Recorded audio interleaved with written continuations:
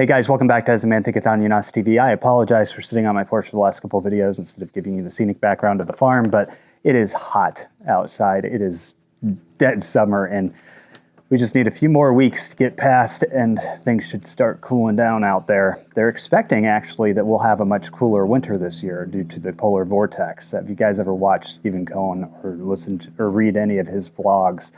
Very interesting guy. I've been looking at him for direction on winter weather for years, and he's always been right on. Anyway, people were asking me if I knew anything about the Cranberry Farm. This is the Cranberry Township of New Jersey, and the Henry family farm that's been around for about 150 years. And to make a long story short, I did a video on this, a couple of videos on this already. Basically, because of the Mount Laurel Doctrine, which is a doctrine that requires the township to develop so much affordable housing, the township is kind of in a spot where their hands are tied, and they had to have submitted plans by June 30th to the state on where they were going to put up affordable housing, how much affordable housing they were. If they didn't, it would have been taken out of their hands, put into state hands, put into developer hands. And so they have decided to use eminent domain on this 150-year-old farm to take the farm and build affordable housing there. Even though it's not an ideal location in the community, everybody agrees with that. How good of a fit did you feel about the site? It's not great. It's pretty close to the turnpike. It's wedged in between two warehouses. Ideally, this would not be where we're putting these people. I think there'll be a line out the door, people who want to live there. They want to put this affordable housing in this spot of this farm. And obviously the people who have had the farm in their family for years and years and years and years, they don't want to give up the farm for affordable housing. They're not against the concept of affordable housing, just not on their land. Who would want it on their land? Nobody would want it on their land. Now, the Trump administration, Secretary Rollins actually did come out and kind of threaten the township a little bit. Because here's the thing is, if they say that this is prime agricultural property, it could be protected by law. And if the state proceeds and there's not a better site that they could, or an alternative that they could go to, it could cost the state, it could cost the city accessibility to HUD funding. But I feel like that's kind of a short-term threat. It's not something that's going to stick, because every 4 years we have a new election. So they're probably just sitting there going, well, it's not like you're going to be around long enough to keep us from doing what we want to do. Another suggestion that I had, and I think it's probably the best way to go about it, is to actually protect the farmland as agricultural land. Then they can't touch it. I mean, it's not just, it's a little more than what Secretary Rollins had done. And that does take time, and they'd have to do that. They'd have to actually formally protect it before the township moves forward with eminent domain. Now, unfortunately, the update that I have for you is that they are moving forward with eminent domain despite the pressures from the Trump administration. They pretty much just said, screw you. And they've moved forward. They've hired and bid out an appraisal to basically go out and appraise the property so that when they file their eminent domain, they can file what they feel the property is worth. This is going to be fairly interesting, because I think that, you have stuff like market value, and then you have when somebody's not willing to sell, what that value should be.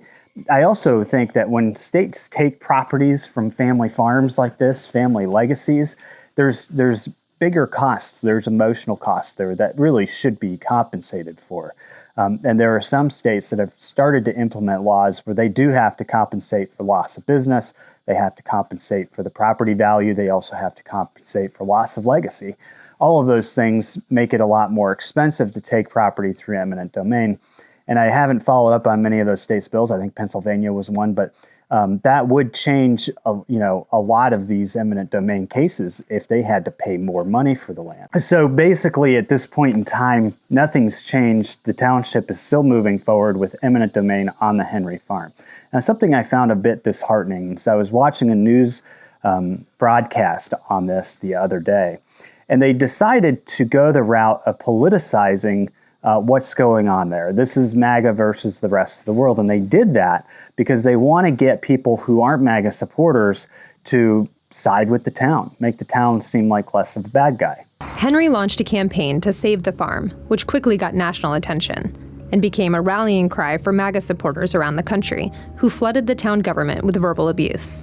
Now, Henry's answer to this was perfect. Is this a political issue to you? Well, I'm trying to make sure it is not a political issue. If you're a Republican, a Democrat, a Bernie supporter, an independent, I don't think anybody wants people to come in here and say, we're going to take your property because a developer wants it.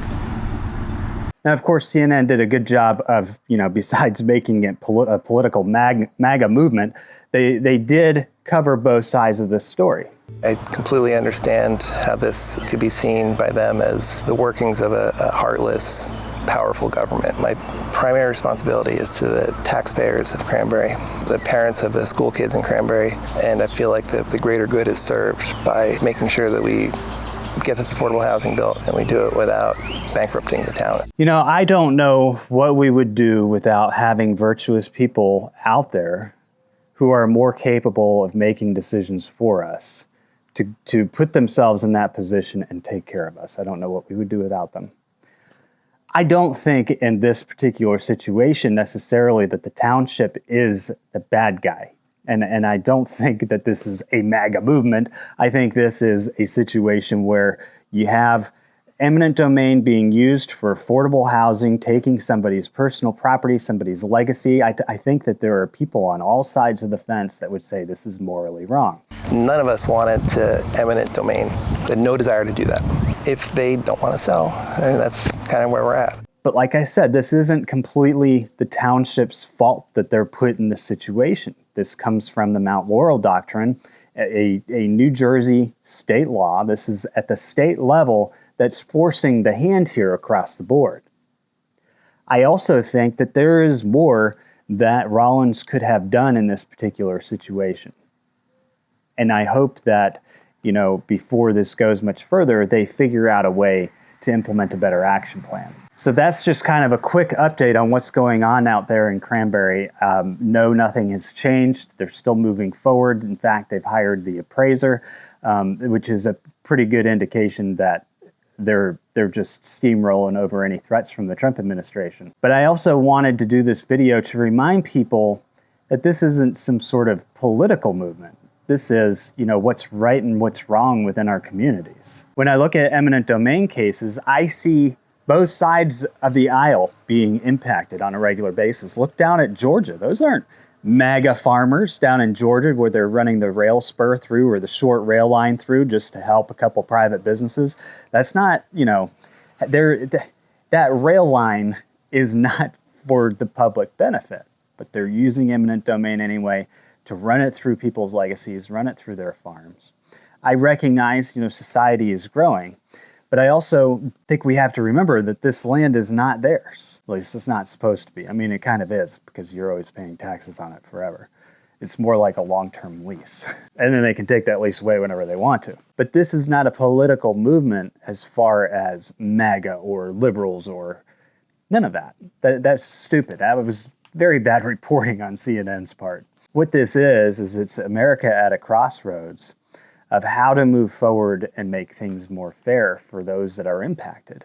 And none of us, regardless of what your political standpoint is, none of us like the idea of taking from other people. At least I certainly hope not. I know that there are some political movements that believe that we should take from other people.